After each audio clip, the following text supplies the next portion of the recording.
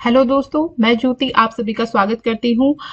तो आज हम पढ़ने जा रहे हैं डिस्ट्रिक्ट पुलिस और फायरमैन के एग्जाम जो हुआ था उसके जनरल नॉलेज के क्वेश्चन। तो इसमें हम जनरल नॉलेज और उत्तराखंड दोनों के क्वेश्चंस करेंगे। जो भी उत्तराखंड स्टेट जीके आई है उसके भी करेंगे, बट वो अगली वीडियो में आएंगे। इस वीडियो में केवल हम जनरल नॉलेज के क्वेश्चंस को कवर करेंगे। तो इसमें पहला क्वेश्चन है the area of bushman is. तो इसका सही आंसर है कालाहारी डेजर्ट। ये जो कालाहारी डेजर्ट है वो आपका साउथ अफ्रीका में है।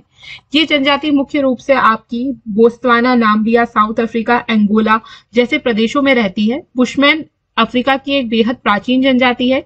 इस जनजाति के जो लोग होते हैं उनका कद छोटा होता है, वो लगभग 5 फीट के होते हैं और इनका प्रमुख कार्य होता है शिकार करना। और इनका जो कनेक्शन है एनवायरमेंट के साथ वो बेहद रोचक और काफी गहरा हो। अगला प्रश्न है which one of the following states has maximum forest area according to India state of forest report 2021। तो ये जो India state of forest report 2021 है उसके अकॉर्डिंग किसमें मैक्सिमम फॉरेस्ट एरिया है? तो इसका सही आंसर है छत्तीसगढ़। हालांकि छत्तीसगढ़ में सबसे ज्यादा इंडियन फॉरेस्ट नहीं है, बट इस ऑप्शन में जो आपको ऑप्शंस दिए गए उसके अकॉर्डिंग छत्तीसगढ़ सबसे ज्यादा है। तो Indian state of forest report 2021 के अकॉर्डिंग पहले नंबर पे आता है आपका मध्य प्रदेश, दूसरे नंबर पे आएगा आपका अरुणाचल प्रदेश, और तीसरे नंबर पे है आपका छत्तीसगढ़, और चौथे नंबर पे है आपका ओडिशा, और पांचवें नंबर पे आपका महाराष्ट्र। ये जो रिपोर्ट है इसे केंद्रीय पर्यावरण, वन और जलवायु परिवर्तन मंत्रालय MOEFCC द्वारा प्रकाशित किया जाता है। और अगला प्रश्न है meteor expedition was related to which of the following. तो इसका सही आंसर है biological studies of the Atlantic Ocean. तो ये जो मेटियोर एक्सपीडिशन है ये हुआ था आपका, ये एक समुद्री विज्ञान अभियान है जिसमें 1925 से 1927 में भूमध्य रेखीय क्षेत्र से अंटार्कटिका तक दक्षिणी अटलांटिक महासागर का पता लगाया गया। इसमें गहराई बताई गई और पानी का तापमान कितना है, पानी के नमूने लिए गए, समुद्री जीवन और वहां के वायुमंडल का अवलोकन किया। नेक्स्ट क्वेश्चन है Shivasamudram waterfall is situated on which of the following river. तो शिव समुद्रम वाटरफॉल कहाँ है? तो ये आपकी कावेरी नदी पर है। ये जो शिव समुद्रम वाटरफॉल है आपका, ये आपके कर्नाटक राज्य में है और ये 2 वाटरफॉल से मिलकर बनता है जिनके नाम है गगनचुक्की और भाराचुक्की। अगला प्रश्न है who of the following was the first speaker of Lok Sabha. तो इसका सही आंसर है जीवी मावलंकर। जीवी मावलंकर हमारे पहले स्पीकर थे लोकसभा के, और पहली महिला स्पीकर जो है लोकसभा की वो आपकी मीरा कुमार थी। मीरा कुमार 2009 से 2014 तक लोकसभा की स्पीकर बनी रही और ये पहली आपकी महिला स्पीकर है। दूसरी महिला स्पीकर जो आपकी बनी वो थी आपकी सुमित्रा महाजन, और सुमित्रा महाजन इंदौर से सांसद थी और ये अब 8 बार लोकसभा चुनाव जीतने वाली पहली महिला है। 8 बार लगातार इन्होंने इंदौर से चुनाव जीता है। ठीक है, अगर हम अभी की बात करें तो अभी जो आपके फर्स्ट स्पीकर हैं, अभी जो आपके लोकसभा के स्पीकर हैं वो है आपके ओम बिरला। अगला क्वेश्चन है आपका विच of the following article of the Indian constitution abolish untouchability. तो इसका सही ऑप्शन है ऑप्शन सी आर्टिकल 17। तो हमारे एक मौलिक अधिकार के अंतर्गत आता है। हमारे मौलिक अधिकार 12 से 35 आर्टिकल तक दिए गए हैं और जिसमें आपका जो आर्टिकल 14 है, आर्टिकल 14 से लेके आर्टिकल 18 तक समानता के अधिकार की बात की गई है, जिसके अंतर्गत ही आपका आर्टिकल 17 भी आता है। तो आर्टिकल 14 क्या कहता है? विधि के समक्ष समानता होनी चाहिए। आर्टिकल 16 कहता है आपका धर्म, मूल, जाति, लिंग या जन्म स्थान के आधार पर भेदभाव का निषेध करता है, यानी कोई भी भेदभाव नहीं किया जाएगा। आर्टिकल 16 कहता है आपका सार्वजनिक रोजगार के मामलों में अवसर की समानता होगी। आर्टिकल 17 है आपका अस्पृश्यता का अंत या एबोलिश ऑफ अनटचेबिलिटी। आर्टिकल 18 है आपका उपाधियों का अंत। तो कहीं भी किसी भी प्रकार की कोई उपाधि नहीं दी जाएगी, केवल सेना व विद्या के क्षेत्र में यानी एजुकेशन के क्षेत्र में ही आपको उपाधियां दी जा सकती हैं। अगला क्वेश्चन देखते हैं। अगला है आपका who was the prime minister of India when the 74th constitutional amendment act related to urban local government was passed. तो इसका सही आंसर है बी PV नरसिम्हा राव।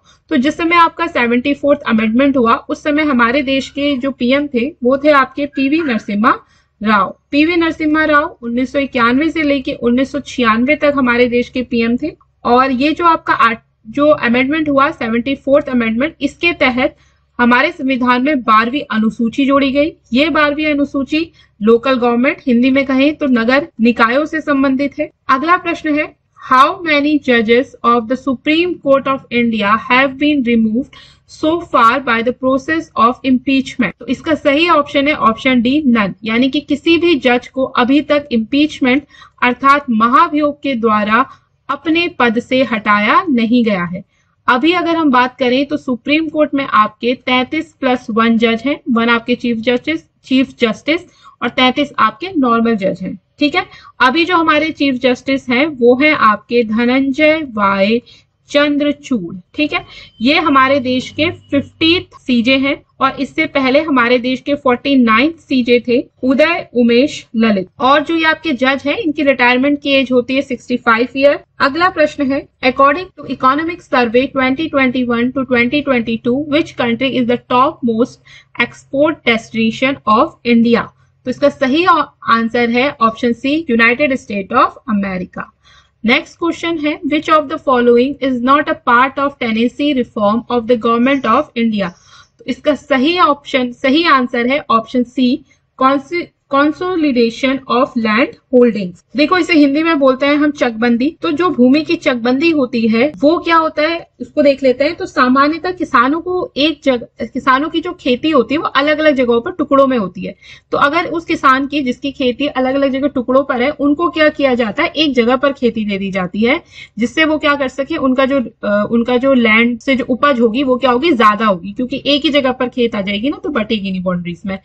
तो इसी को हम कहते हैं भूमि की चकबंदी। तो भूमि की चकबंदी का टेनेसी रिफॉर्म से कोई भी उसका रिलेशन नहीं है। और इसमें जो आपका टेनेसी रिफॉर्म्स होता है, टेनेसी मतलब होता है आपके काश्तकार उन्हें कहा जाता है जो फसलों को खरीद कर उन्हें आगे की बिक्री के लिए प्रसंस्कृत करते हैं। ठीक है, नेक्स्ट क्वेश्चन है आपका, which two bank have recently been merged with Punjab national bank? तो इसका सही आंसर है option B, oriental bank of commerce and united bank of India. तो ओरिएंटल बैंक ऑफ कॉमर्स और यूनाइटेड बैंक ऑफ इंडिया को Punjab national bank में ही मर्ज कर दिया गया है। Punjab national bank second largest bank है हमारे देश का। पहले नंबर पे आता है आपका एसबीआई।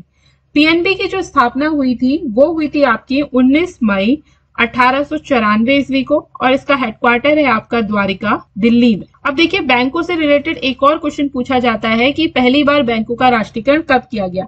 तो बैंकों का राष्ट्रीयकरण आपका जो किया गया वो किया गया 19 जुलाई 1969 को और 14 बैंकों का राष्ट्रीयकरण किया गया। जिस समय यह हुआ उस समय हमारे देश की प्रधानमंत्री थी इंदिरा गांधी। अगला प्रश्न है, which of the following is not a problem of federal finance in India?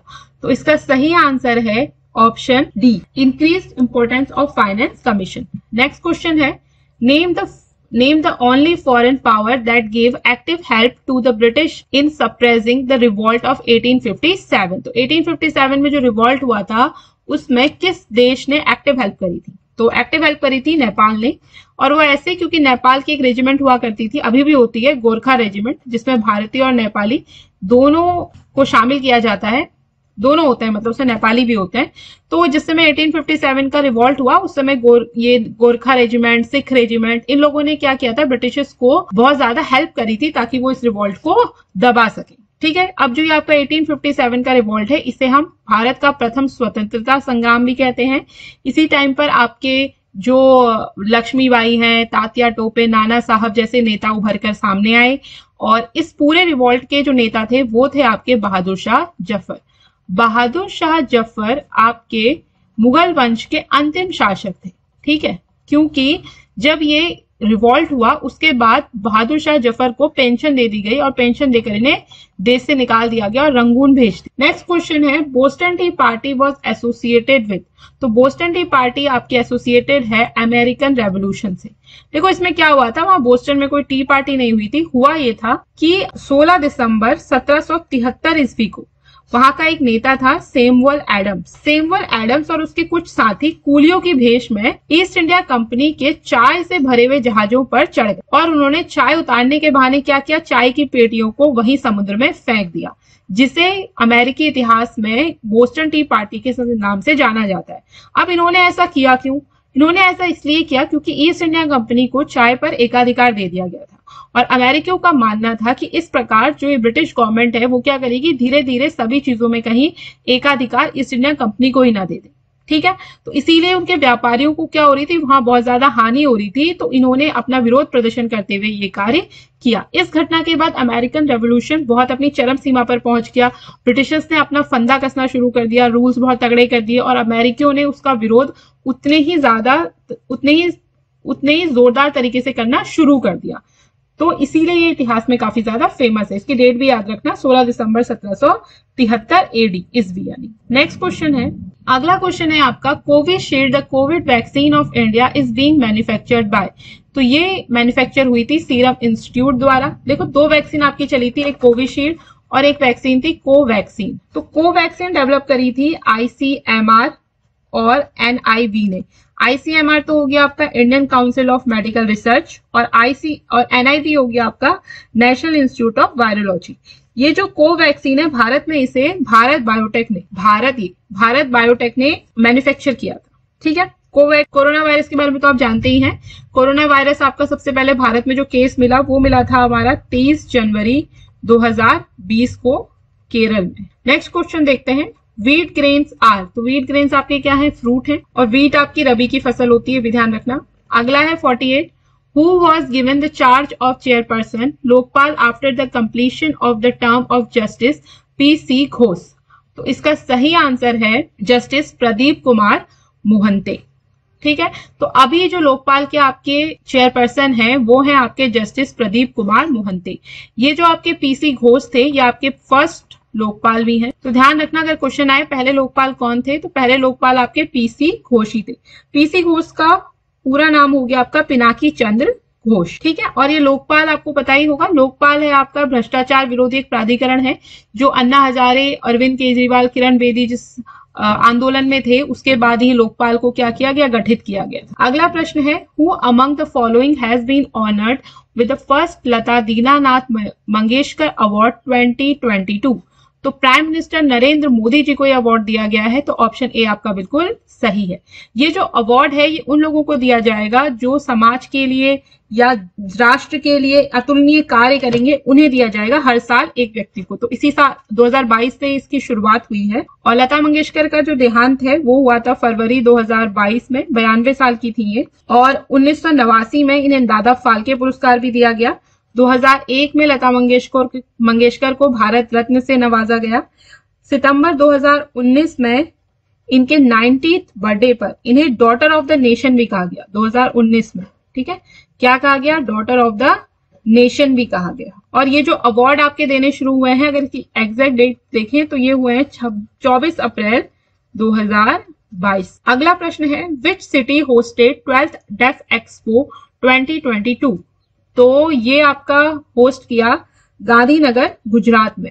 ठीक है। और जो आपका 11th डेफ एक्सपो था वो होस्ट किया था आपके लखनऊ ने। इसकी थीम भी थी 12th डेफ एक्सपो की, तो इसकी थीम थी गर्व का मार्ग। देखो ये जो डेफ एक्सपो आपके कार्यक्रम है ये हर साल होते हैं और ये आपका हर 2 सालों में होते हैं आपके। ये रक्षा मंत्रालय का आपका कार्यक्रम है और ये क्या करते हैं, घरेलू रक्षा उद्योग की जो ताकत है उसे प्रदर्शित किया जाता है कि क्या हम अपने देश में क्या क्या चीजें बना रहे हैं रक्षा से रिलेटेड। यानी अगला प्रश्न है, who of the following has won women singles title in Syed Modi international tournament organised in January 2022। तो इसका सही आंसर है पीवी सिंधु।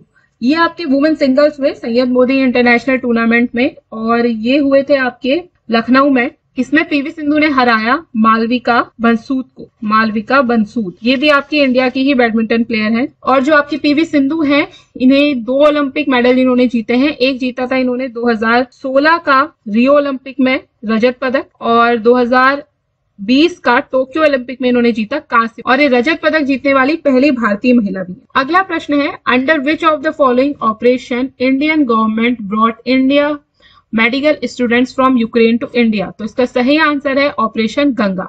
तो देखो जब भी कोई युद्ध की स्थिति हो जाती है या कोई ऐसी कोरोना जैसी स्थिति हो जाती है तो भारत के जितने भी देशवासी बाहर विदेशों में फंस जाते हैं तो उनको निकालने का काम इंडियन गवर्नमेंट करती है और उसको अलग अलग ऑपरेशन का नाम देती है। तो कई सारे ऑपरेशन भारत ने पहले भी चलाए हैं अपने देशवासियों को मुसीबत में फंसे देशों से बाहर निकालने के लिए, जैसे कि आपका वंदे मातरम, ऑपरेशन समुद्र सेतु, ऑपरेशन राहत, मैत्री, सुकून, सुरक्षित घर वापसी और अभी जो आपकी लड़ाई चल रही है इजराइल और फिलीपींस के मध्य, तो वहां से भी ऑपरेशन अजय चलाया जा रहा है भारतीयों को बाहर वहां से निकालने के लिए। अगला प्रश्न है which of the following option is example of operating system. तो विंडो, लिनक्स, मैक ओएस, ये सारे क्या है आपके ऑपरेटिंग सिस्टम के एग्जाम्पल्स हैं। नेक्स्ट क्वेश्चन है आपका अ टेराबाइट कंप्राइजेस ऑफ। तो अ टेराबाइट कंप्राइजेस ऑफ 1024 गीगाबाइट, ठीक है। और 1 गीगाबाइट में अगर आपसे पूछे तो कितने होते हैं एमबी, 1024 एमबी होते हैं, ठीक। और वैसे ही आपके 1 एमबी में कितने होते हैं, 1024 केबी। और 1 केबी में होता है आपका 1024 बाइट्स, और 1 बाइट में होता है आपका 8 बिट। नेक्स्ट क्वेश्चन है unsolicited commercial message send through email are known as. तो इन्हें हम कहते हैं स्पैम्स। नेक्स्ट क्वेश्चन है in which year India IT act came into existence. तो इंडिया का आईटी एक्ट आया 2000 में, तो ऑप्शन बी क्या है, बिल्कुल करेक्ट। देखो ये जो 2000 में आया, इसकी धारा 60A के अकॉर्डिंग किसी भी व्यक्ति के लिए कंप्यूटर या किसी अन्य इलेक्ट्रॉनिक जो भी आपके गैजेट्स हैं उनका यूज करके कोई भी आपत्तिजनक जानकारी भेजने को एक दंडनीय अपराध बना दिया गया, ठीक है। और अभी जो हमारी रेल, संचार, इलेक्ट्रॉनिक्स और सूचना प्रौद्योगिकी मंत्री हैं वो हैं आपके श्री अश्विनी वैष्णव। ये जो श्री अश्विनी वैष्णव जी है ना, ये ओडिशा से राज्यसभा सदस्य हैं और ये फॉर्मर आईएएस ऑफिसर है और ये IITN भी रह चुके। नेक्स्ट क्वेश्चन है वेयर वॉज महावीरा बोर्न। तो महावीर का जन्म कहाँ हुआ। महावीर का जन्म हुआ आपके वैशाली में, तो ऑप्शन डी आपका बिल्कुल सही है। इनकी मृत्यु हुई थी पावापुरी में। पावापुरी आपका नालंदा बिहार, जो बिहार में आपका नालंदा डिस्ट्रिक्ट है वही है एक जगह। इनके पिता का नाम कई बार पूछते हैं, तो इनके पिता का नाम था सिद्धार्थ और इनकी माता का नाम था आपका त्रिशाला, और इनकी जो वाइफ थी उनका नाम था यशोदा, और इनकी एक बेटी हुई जिसका नाम था प्रिय दर्शना। और ये जैन धर्म से संबंधित है, और जैन धर्म के आखिरी व 24वें जो तीर्थंकर हैं वो महावीर स्वामी हुए। जैन धर्म में आपके 24 तीर्थंकर हुए। नेक्स्ट क्वेश्चन है the name of entrance gate of Qutub Minar is. तो इसका सही आंसर है ऑप्शन सी अलाई दरवाजा। अलाई दरवाजे का निर्माण कराया था अलाउद्दीन खिलजी ने। ये जो दरवाजा है इसमें संगमरमर की आकर्षक सजावट और जालीदार पत्थरों का प्रयोग किया गया है। कुतुब मीनार के निर्माण की बात करें तो कुतुब मीनार की जो नींव रखी थी वो रखी थी कुतुबुद्दीन ऐबक ने, और इसको पूरा करा इसके बाद आने वाले राजा इल्तुतमिश ने। और ये जो कुतुब मीनार है वो कुतुबुद्दीन ऐबक ने बनाई थी ख्वाजा बख्तियार काकी की याद में बनाई, ठीक है। नेक्स्ट प्रश्न है which of the following is renewable and source of energy. तो इसका सही आंसर है ऑप्शन डी सनलाइट। अगला प्रश्न है the launch date of Indian satellite Kalam sat V2 is. तो इसकी जो लॉन्च डेट है वो है आपकी 24 जनवरी 2019। तो ऑप्शन बी आपका बिल्कुल सही है। ये जो कलाम सेट V2 है आपका, ये सबसे हल्की सैटेलाइट है दुनिया की। इसका वेट है 1.6 किलोग्राम और ये मात्र 6 दिन में बनाई गई थी। ये आपके सैटेलाइट के जो स्टूडेंट्स होते हैं उनके द्वारा बनाई गई। ये जो सैटेलाइट है वो स्टूडेंट्स के द्वारा बनाई गई। और इस सैटेलाइट के साथ साथ एक और सैटेलाइट भी लॉन्च करी गई जिसका नाम था माइक्रोसॉफ्ट आर सैटेलाइट। ये जो सैटेलाइट है वो DRDO की सैटेलाइट है। DRDO की फुल फॉर्म होती है डिफेंस रिसर्च डेवलपमेंट ऑर्गेनाइजेशन। तो इसने ये सैटेलाइट बनाई माइक्रोसॉफ्ट आर।